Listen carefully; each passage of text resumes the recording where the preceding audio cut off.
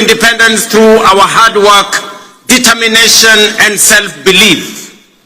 We have defied odds, surmounted challenges, triumphed over adversity, and emerged as a modern democratic state whose government and economy are energized by the restless ambition of confident citizens.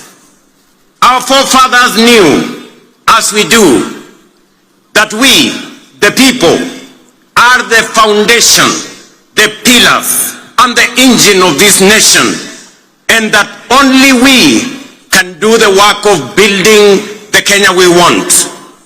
More critically, we understand keenly that this country is our home, and we have no other.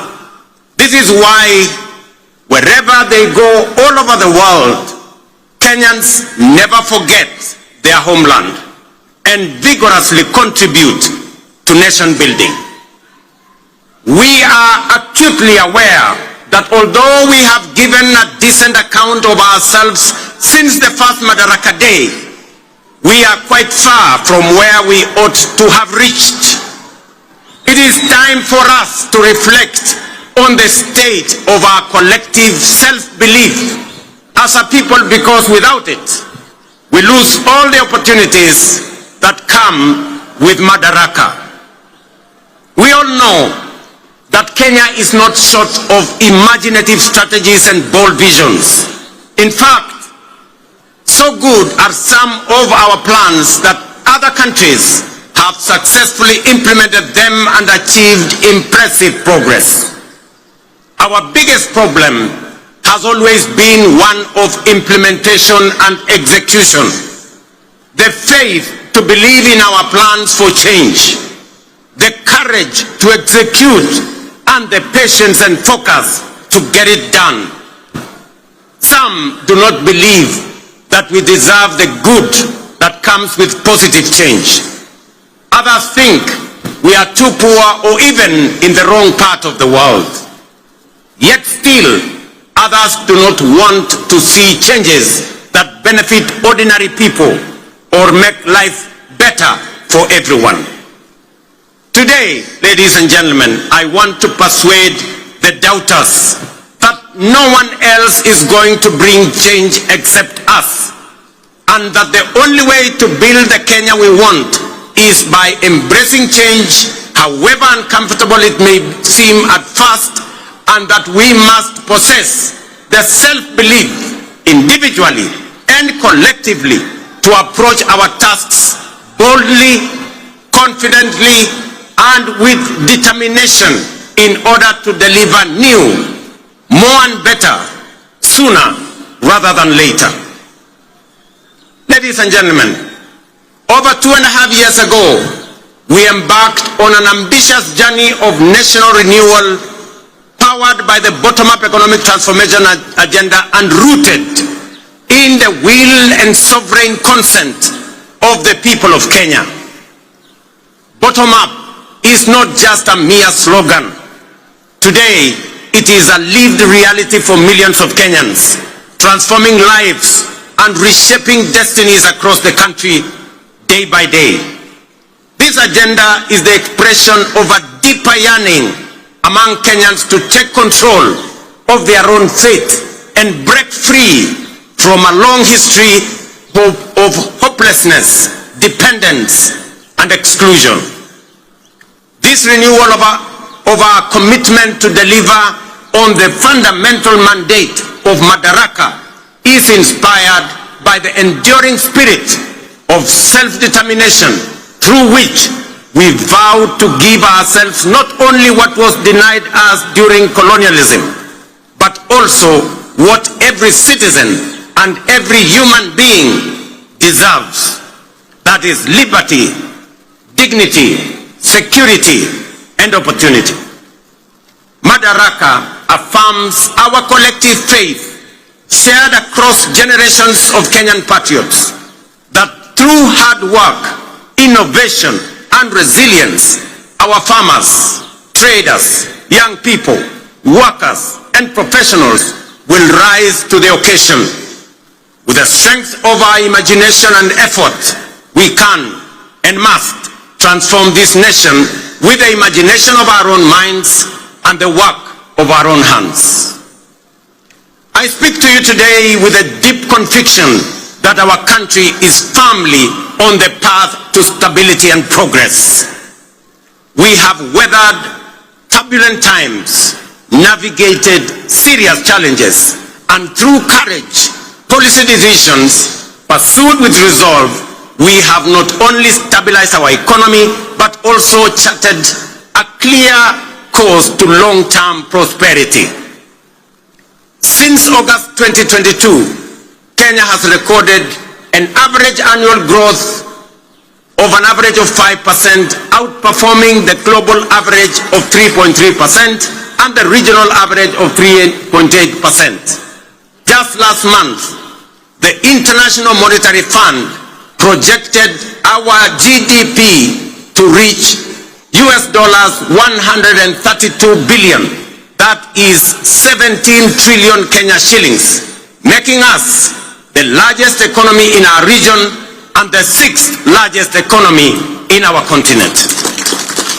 At the same time, inflation has declined sharply from 9.6% in October 2022 to 3.8% in May this year, well below our target of 5% and bringing welcome relief to households and businesses. This reflects the strength of our economic fundamentals and the impact of our bold reforms. During the same period, the shilling appreciated by nearly 20% against the US dollar, from Kenya shillings 162 to Kenya shillings 129, making it one of the best performing currencies in the world. The central bank rate has decreased from 13 to 10%, lowering the cost of borrowing and spurring private sector activity.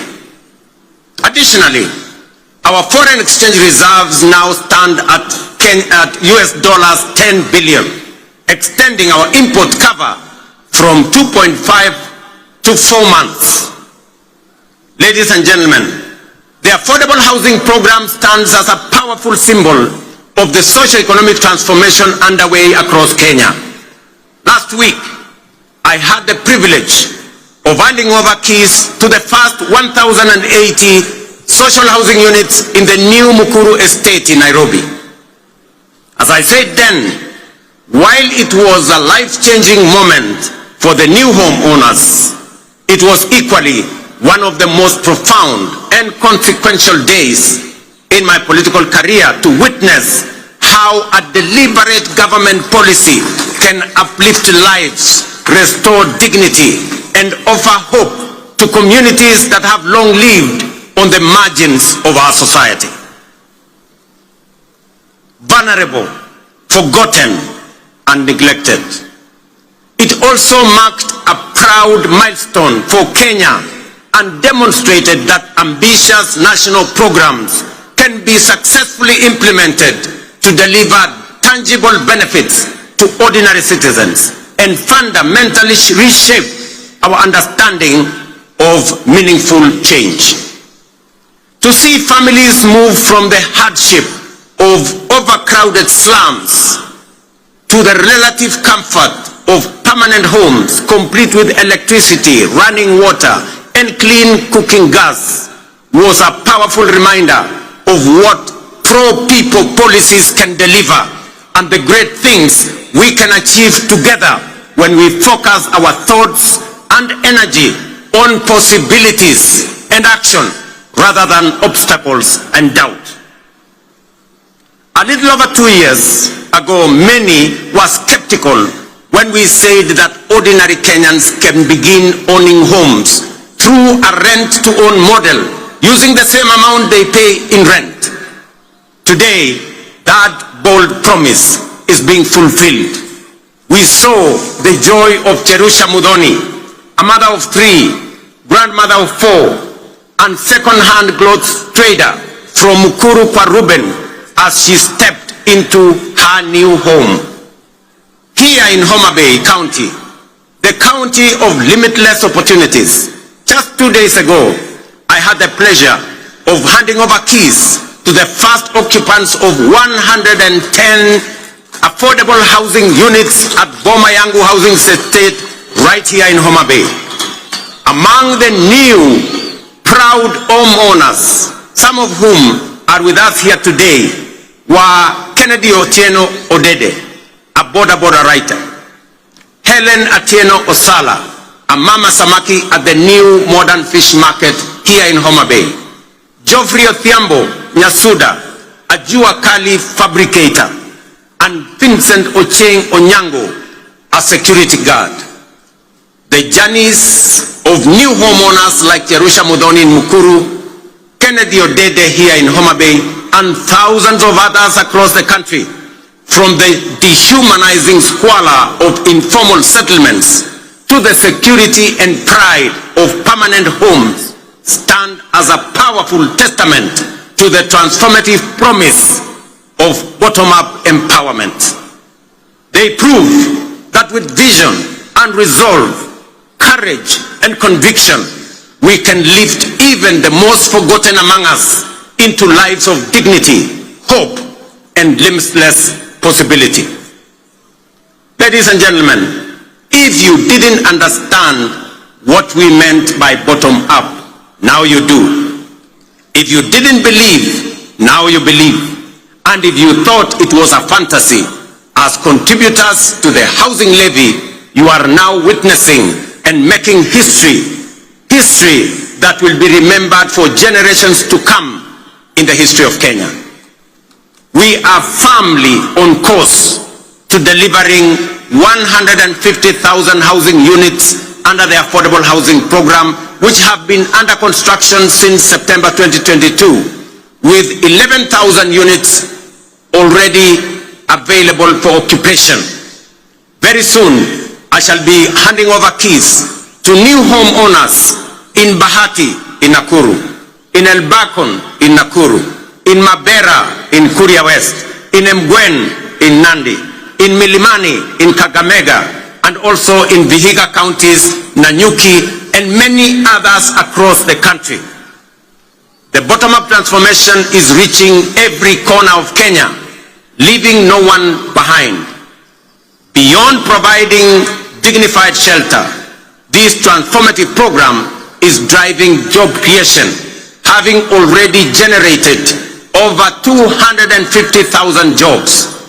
It is nothing short of a nation-building revolution, uplifting lives, growing businesses, and redefining the future of work and urban living in Kenya. Fellow Kenyans, in recognition and appreciation of the sacrifice made by patriotic Kenyans through their contributions to the housing levy, I am pleased to announce today that we shall be proposing to Parliament a reform to the law that will allow any contributor to access an affordable home loan of up to 5 million shillings at a single-digit interest rate, applicable towards any housing unit in the market. This facility will also enable contributors to offset existing mortgages, offering greater flexibility in their housing journey and allowing many to significantly ease their home financing costs. These reforms will ensure that every shilling contributed to the housing levy works for the contributor, whether through access to affordable housing, home loans, or mortgage relief. Ladies and gentlemen, word is beginning to get out throughout the nation that SHA is working, by which citizens mean that the transition challenges and teething problems are now behind us, and universal health coverage is now serving Kenyans and leaving no one behind. Since the rollout of Taifa Care in October 2024, 23 million Kenyans have so far registered with the Social Health Authority, a resounding vote of confidence in our reformed healthcare model. We are now recording an average of 50,000 new registrations every day, a clear testament to the fact that Kenyans have embraced a system designed to guarantee access to quality, affordable, and dignified healthcare for all of us. In just 8 months, SHA has disbursed Kenya shillings 43 billion in claims to facilities, with 4.5 million Kenyans having received treatment fully covered by SHA since its inception. For the first time in Kenya's history, under SHA, citizens can access free emergency services in all facilities funded by the government through the Emergency Critical and Chronic Illness Fund. This groundbreaking reform is eliminating the burden of mandatory deposits demanded by hospitals, especially during emergencies. To sustain this momentum, the government has allocated sufficient resources to fully fund primary healthcare services. Every registered Kenyan can now access care in public and SHA contracted facilities at no cost. Taifa Care is universal in both word and deed. These healthcare services deliver transformation goes beyond the magnitude of numbers or of new beneficiaries to real impact on citizens. SHA is settling payments promptly, ensuring that no Kenyan is turned away due to lack of funds. Additionally, to expand access to comprehensive inpatient care, the Social Health Authority is prioritizing the enrollment of all Kenyans with a particular focus on those in the informal sector, many of whom were previously excluded under the now defunct National Health Insurance Fund. Although informal households account for approximately 80% of the population, they have historically faced significant barriers to access health insurance. So far, 1.7 million informal sector households have successfully enrolled and paid for social health insurance, a record achievement representing the highest number of informal sector enrollment in a single year in the history of Kenya. To address persistent challenges such as irregular premiums and other contributions among informal sector workers, we are introducing an innovative and inclusive payment solution called Lipa Sha Pole Pole or Lipa Sha Mos Mos.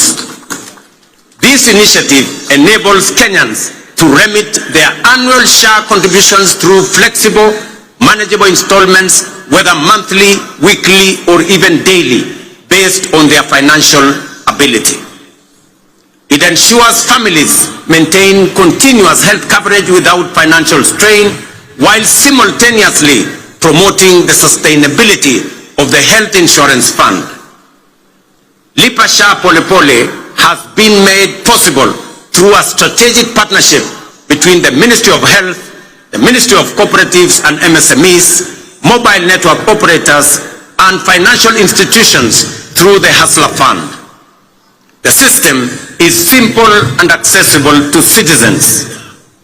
Citizens can dial *147# and follow the prompts to enroll and begin their contributions immediately. In addition to enhancing access to health insurance, we have prioritized the availability of essential medical equipment in public health facilities. Moving away from the previous managed equipment services model, which placed maintenance and service delivery responsibilities solely on county governments. We have adopted a more efficient approach under the National Equipment Supply Program. Under this new model, the national government, working in collaboration with county governments, engages directly with equipment manufacturers and suppliers to deploy critical medical equipment based on county-specific needs. Payments are made on a fee-for-service basis aligned with the gazetted SHA tariffs. This output-based financing mechanism ensures that facilities are reimbursed only for actual services rendered, thereby enhancing accountability and guaranteeing the availability, functionality, and quality of medical services across public health institutions in our republic. I urge every Kenyan to take charge of their health by enrolling with the Social Health Authority so that together we can end the heartbreaking cycle where families are forced to auction their livestock, sell their land, or part with their life's possessions just to afford medical care.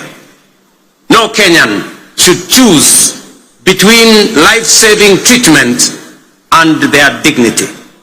Let us unite to build a healthcare system rooted in dignity, equality, and compassion, a system where access to care is a right, not a privilege for a few. Ladies and gentlemen, you will agree with me, fellow Kenyans, that the remarkable progress we are making in both affordable housing and Taifa Care has been made possible by the solidarity, trust, and commitment with which Kenyans have participated in and contributed to the realization of radical positive change on an unprecedented scale. The evidence before us of real progress with real impact on people's lives should encourage and inspire us to do even more together with greater confidence and to turn Kenya into the country we all aspire to belong. I extend my deepest gratitude to millions whose housing levy contributions are restoring dignity to fellow citizens who may never have had a dream of owning a decent home. I also thank all who support SHA and are helping us turn our vision of universal health coverage into a lived reality for millions across our country. Ladies and gentlemen, through strategic investments in agriculture, we are accelerating both growth and resilience in the sector. Fertilizer subsidies have boosted food production by 50%, while reforms in the coffee and sugar sectors have revived local industries, enhanced farmers' incomes, created jobs, and reinvigorated rural economies. Today, milk farmers are earning an average of 50 shillings per litre, up from 35 shillings 2 years ago. Coffee farmers are now earning up to 150 shillings per kilo, a remarkable increase from an average of 65 2 years ago. Tea earnings rose from Kenya shillings 138 billion in 2022 to 215 billion in 2024. Sugar production surged from 490,000 metric tons in 2023 to 815,000 metric tons in 2024, enabling us to reduce sugar imports by 70%, while increasing farmers' earnings from 50 billion to 90 billion.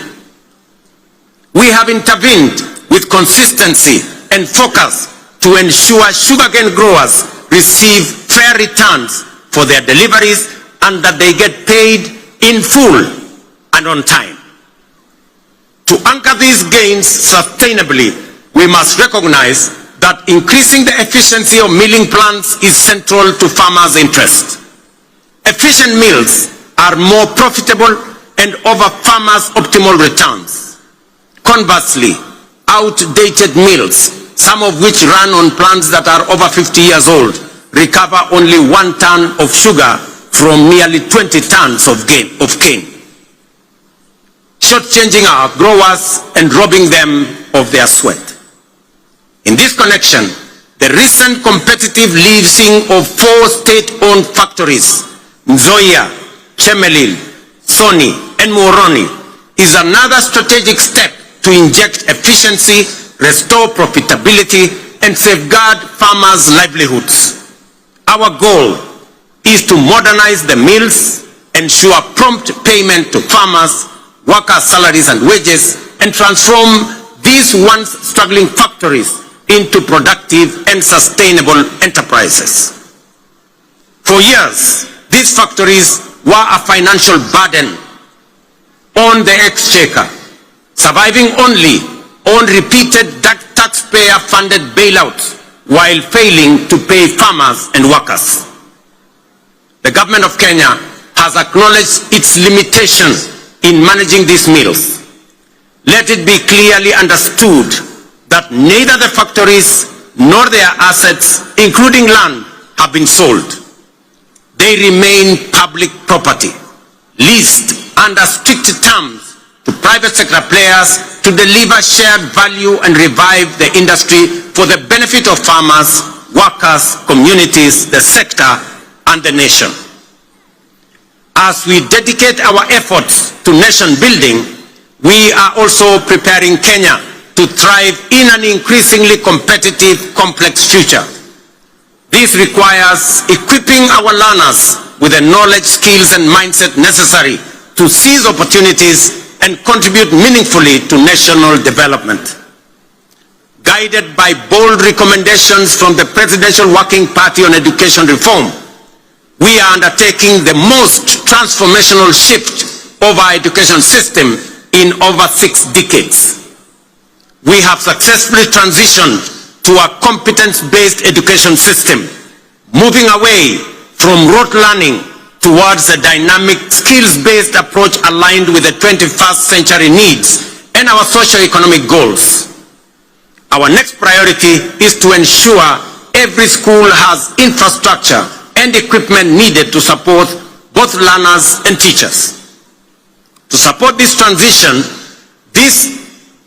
and respond to the needs of our growing population, we have undertaken the largest teacher recruitment drive since independence, employing 76,000 new teachers over a period of 2 years, and are on course on additional 24,000 teachers by January next year. We also have built more than 23,000 additional classrooms, easing pressure on existing infrastructure and shielding teachers and learners from the burden of overcrowded classrooms. At the tertiary level, we have revolutionized education financing through a new student-centered funding model that ensures the sustainability of our TVETs and universities while expanding access for learners. Today, students from poor families get up to 90% of government scholarships, with parents paying only a nominal fee. In recognition of the transformative power of technical and vocational education and training, in tackling pressing socio-economic challenges such as youth unemployment, skills gaps, and poverty, the government is aggressively scaling up investment in technical training. TVET colleges enrollment is set to grow fourfold from 500,000 last year to 2 million by the end of this year, equipping a new generation with skills and knowledge needed to drive Kenya's industrialization, innovation, and economic competitiveness. Ladies and gentlemen, to further empower ordinary Kenyans and small businesses with affordable credit, the Hustler Fund has supported over 25 million borrowers, disbursed 70 billion, and mobilized 4.5 billion in savings. It has also introduced a revolutionary credit rating system that is transforming access to finance for millions who were previously excluded from the formal financial system.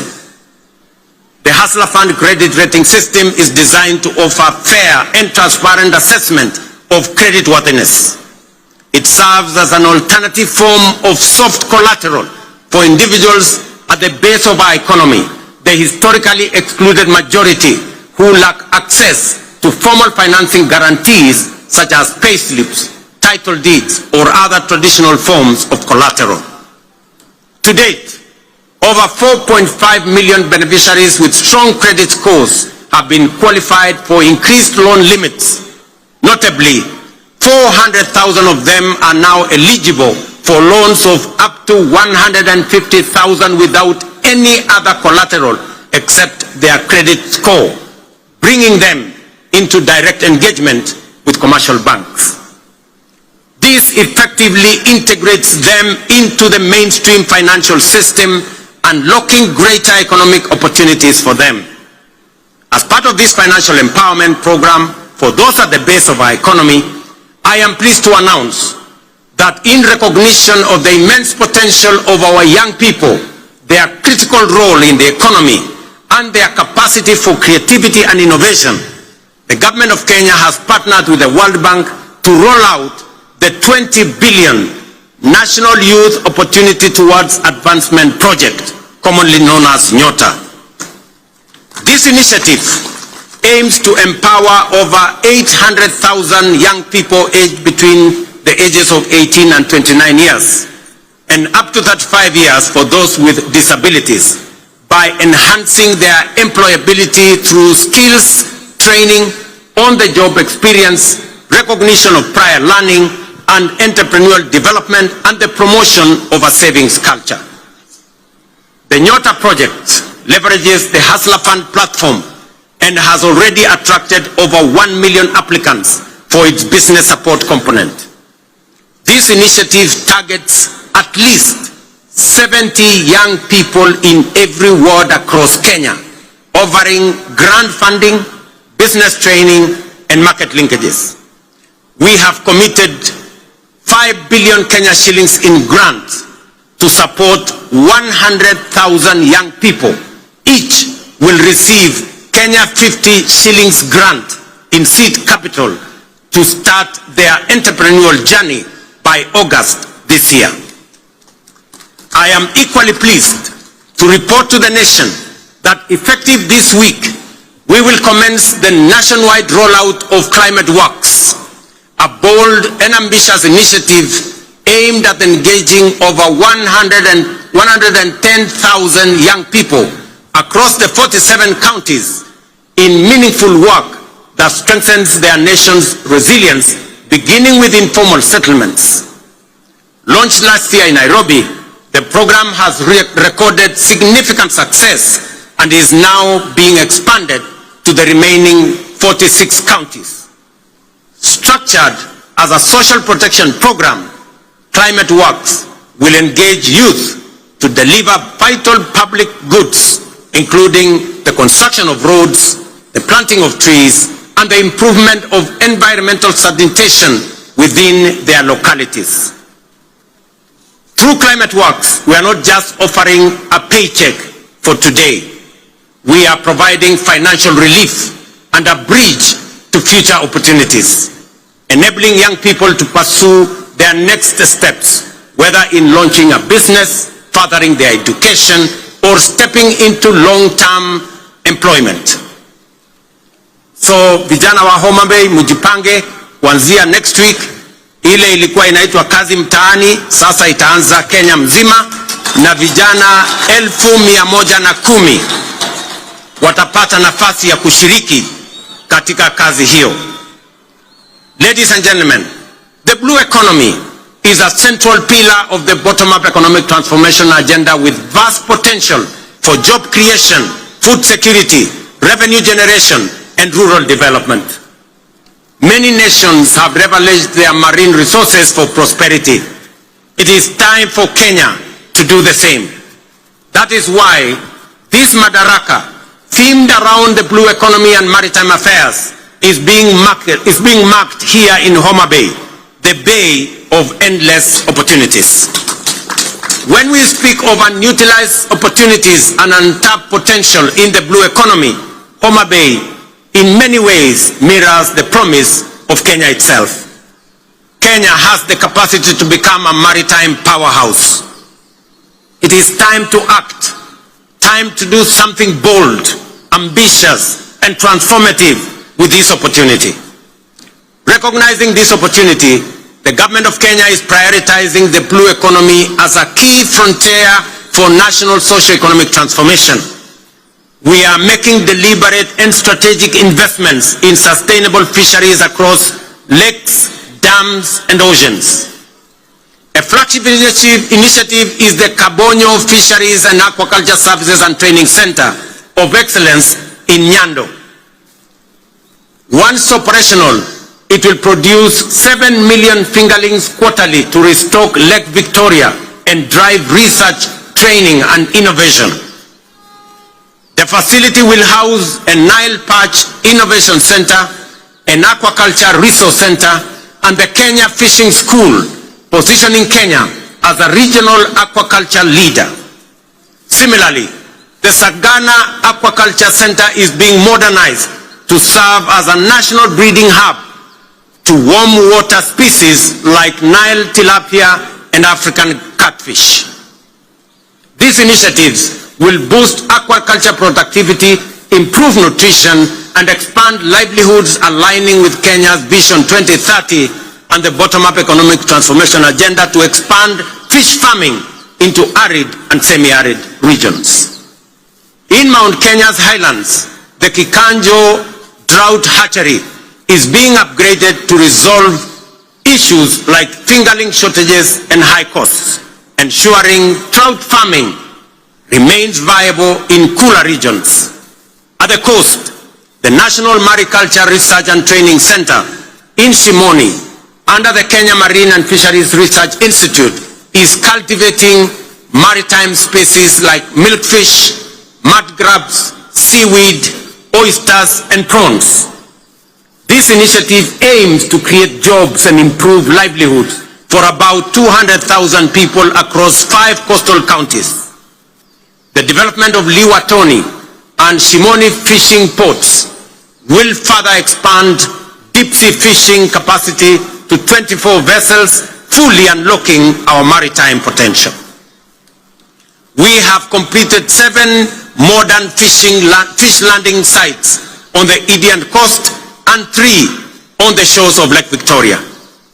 Additionally, 5 more landing sites are under construction in the coastal counties of Kwale, Mombasa, Kilifi, Tana River, and Lamu at the cost of Kenya shillings 1 billion.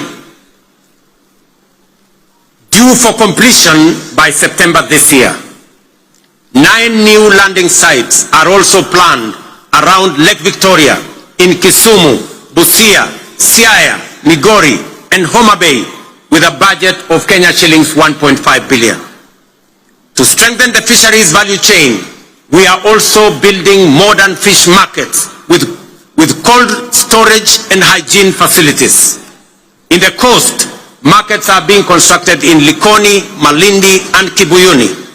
In Turkana, we are developing markets in Kalokol and Lowerangar, alongside fully equipped landing sites in Kalokol and Loyangalani.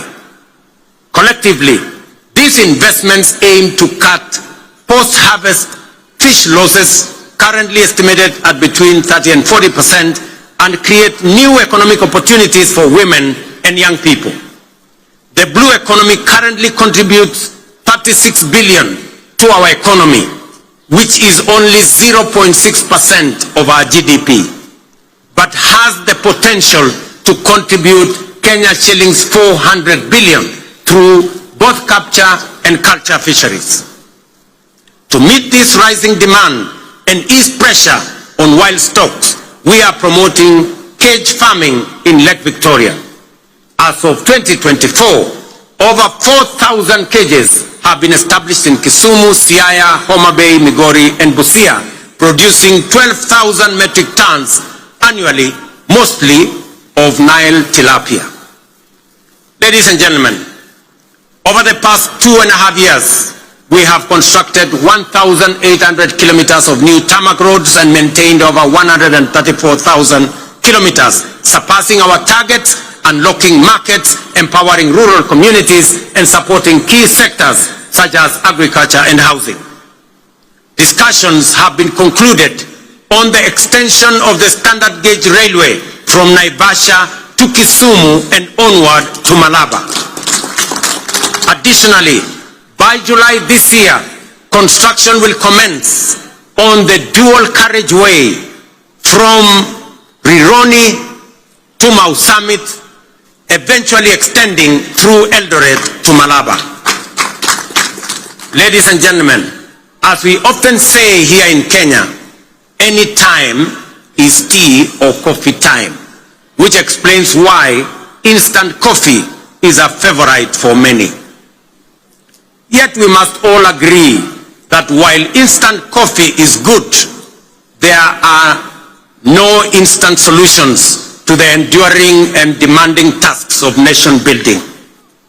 Real change takes plans, persistence, and discipline. Promises must be followed by action and the willingness, discipline, and grit to do what is necessary day by day. Above all, we must overcome the fear of change, knowing that today's world demands courage, conviction, and bold leadership. The transformation underway throughout our country is real and considerable. Profound change is taking place before our eyes. Our children are getting quality education and relevant education. By January next year, we will have employed 100,000 teachers, the highest number in our nation's history, to help build the workforce of the future. Roads are connecting communities. Electricity is reaching every village. Dignified homes are rising across counties. Farmers are feeding the nation. Millions now access quality health care without barriers. Border riders are getting affordable credit, and mama mboga are thriving in modern markets nationwide. This is bottom-up economic transformation in action. No longer a distant dream, but a lived reality for millions of hard-working Kenyans whose dreams are now within reach. We must sustain this momentum to make up for lost time and create opportunities for millions still yearning for a chance. We must remain steadfast in our belief in Kenya's potential and in our ability to realize our dreams. Let us never become a nation that stopped believing, nor a people who only dreamed but were too afraid to act. Let us move forward with the same spirit, honoring the vision of our founding fathers. Their dream was not just self-rule, but a nation where every Kenyan from every corner can dream freely, strive equally, and achieve their potential. Today, we renew that promise to leave no one behind and build a Kenya where hope and opportunity are a right for all. Jameni, munikubalie nimalizie hapo nikiwaambia ndugu zangu wa Homa Bay, asanteni sana kwa kutukaribisha Homa Bay. Tunawaheshimu, tunawapenda, na mimi nataka niwahakikishie safari hii tutatembea kwa pamoja. Nataka nimshukuru ndugu yangu mkubwa Mheshimiwa Raila Odinga aka Baba kwa kuunganisha pamoja na mimi taifa letu la Kenya. Tuondoe siasa ya chuki na ukabila na mambo ya kisirani. Tuwaweke watu wa Kenya pamoja, kwa sababu umoja ni nguvu. Ndio mwimbaji mmoja hapa akatuambia, one waonge wasiwasi, one waonge watch, one wachodho mana teach. Alisema hakusema? Nirudie. One waonge wasiwasi, one waonge watch, one wachodho mana teach. Kwa Mheshimiwa Kindiki na Mheshimiwa Raila pengine amuelewi hiyo lugha, inamaanisha hatuna wasiwasi, hatuna midomo mingi, tunachapa kazi. Ile kazi bila break ndio tunachapa. Ni kweli ama si kweli, watu wa Homa Bay? Tuendelee ama tuendelee? Mimi nasema asante sana. I thank you all. God bless you. God bless our great country Kenya. Thank you very much. Asanteni kwa heshima. Naomba sote tusimame kwa wimbo wa taifa na wimbo wa Jumuiya ya Afrika Mashariki. Waliovalia vyepeo visio rasmi tuweze kuzivua tafadhali.